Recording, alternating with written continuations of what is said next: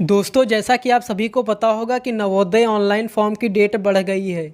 और अगर आप भी अपना या किसी और का नवोदय स्कूल का फॉर्म भरने जा रहे हैं तो आपको हमारे द्वारा बताई गई इन सभी बातों का ध्यान रखना होगा, वरना आपका नवोदय ऑनलाइन फॉर्म पूरा सही से भरने के बाद भी सबमिट नहीं होगा। जैसा कि आप स्क्रीन पर देख सकते हैं कि हमने एक नवोदय का फॉर्म भरा था और पूरा फॉर्म भरने के बाद जब सबमिट किया जाता है तो फॉर्म सबमिट नहीं होता है और हमें दोबारा फॉर्म को भरना पड़ता है। अगर आप भी पहली बार नवोदय का फॉर्म भरने जा रहे हैं तो आपको हमारे द्वारा बताई गई इन सभी बातों का ध्यान रखना होगा, वरना आप बार बार नवोदय ऑनलाइन फॉर्म भरते रहेंगे लेकिन लास्ट में वो सबमिट नहीं होगा। इसलिए आप इस वीडियो को पूरा अंत तक ज़रूर देखिएगा ताकि आपको ऐसी किसी भी समस्या का सामना ना करना पड़े। तो सबसे पहले अगर आप नवोदय ऑनलाइन फॉर्म भरने जा रहे हैं तो आपके पास ये सभी डॉक्यूमेंट ज़रूर होने चाहिए, वरना आप नवोदय ऑनलाइन फॉर्म नहीं भर सकते हैं। अगर आपके पास भी ये सभी डॉक्यूमेंट नहीं हैं तो आप उन्हें जल्द ही बनवा लीजिएगा। आप जिस बच्चे का ऑनलाइन नवोदय फॉर्म भरने जा रहे हैं उसका आधार कार्ड जरूर बना होना चाहिए, वरना आप नवोदय का ऑनलाइन फॉर्म नहीं भर सकते हैं।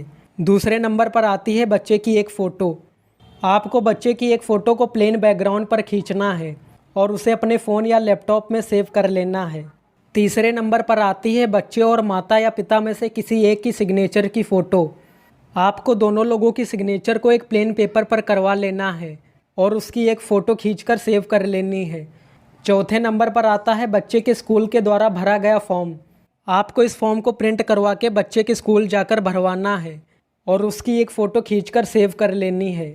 आपको बच्चे के स्कूल के द्वारा भरे गए इस फॉर्म की सारी डिटेल्स को नवोदय ऑनलाइन फॉर्म में भरना होगा, इसलिए यह डॉक्यूमेंट काफ़ी ज़्यादा इम्पॉर्टेंट है। नंबर 6 पर आती है बच्चे की जीमेल आईडी। अगर आप चाहें तो बच्चे की एक जीमेल आईडी नवोदय फॉर्म में भरने के लिए ऑनलाइन बना सकते हैं। उसके बाद आपको देखना है कि बच्चे की बॉडी पर कोई निशान है या नहीं। आपको बच्चे की बॉडी के ऊपर वाले एक निशान को इस फॉर्म में ज़रूर भरना होगा और बच्चे के आधार से एक मोबाइल नंबर लिंक होना चाहिए जिस पर आए OTP को आपको इस फॉर्म में भरना होगा, वरना आपको माता या पिता में से किसी एक की आधार कार्ड की फ़ोटो एड्रेस प्रूफ के तौर पर अपलोड करना होगा। लास्ट में सबसे ज़्यादा इम्पॉर्टेंट जानकारी, जिसे अगर आप ध्यान से नहीं करेंगे तो आपका नवोदय ऑनलाइन फॉर्म इन सभी चीज़ों को भरने के बाद भी सबमिट नहीं होगा। आपको नवोदय ऑनलाइन फॉर्म को 4 मिनट के अंदर पूरा भरकर सबमिट एंड प्रीव्यू पर क्लिक करना होगा, वरना आपका फॉर्म सबमिट नहीं होगा और आपको दोबारा पूरा फॉर्म शुरू से भरना होगा। इसलिए हमने पहले आपको बताया है। आप इन सभी डॉक्यूमेंट को पहले रेडी करके अपने फ़ोन या लैपटॉप कंप्यूटर में सेव कर लीजिएगा।